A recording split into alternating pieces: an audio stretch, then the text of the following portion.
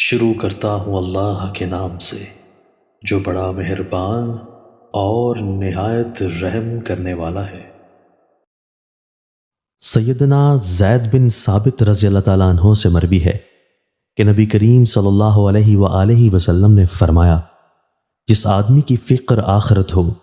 اللہ تعالیٰ اس کے امور کی شیرازہ بندی کر دیتا ہے، اس کے دل کو غنی کر دیتا ہے اور دنیا ذلیل ہو کر اس کے مقدر کے مطابق اس کے پاس پہنچ جاتی ہے۔ لیکن جس آدمی کا رنج و غم دنیا ہی دنیا ہو اللہ تعالیٰ اس پر اس کے معاملات کو منتشر کر دیتا ہے، اس کی فقیری و محتاجی کو اس کی آنکھوں کے درمیان رکھ دیتا ہے اور اسے دنیا سے بھی وہی کچھ ملتا ہے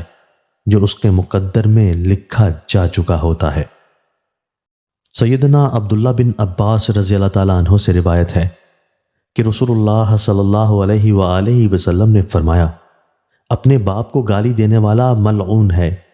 اپنی ماں کو برا بھلا کہنے والا ملعون ہے، غیر اللہ کے لیے ذبح کرنے والا ملعون ہے، زمین کے نشانات کو تبدیل کرنے والا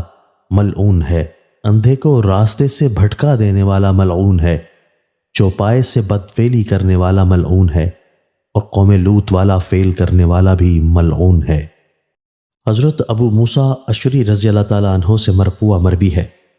کہ 3 آدمی ایسے ہیں جنہیں 2 گناہ اجر دیا جائے گا۔ وہ شخص جس کی کوئی لونڈی تھی اس نے اسے اچھی طرح سکھایا اور اچھی تربیت دی، پھر اسے آزاد کر کے اس سے شادی کر لی۔ دوسرا وہ غلام جس نے اپنے رب اور اپنے مالکوں کا حق ادا کیا،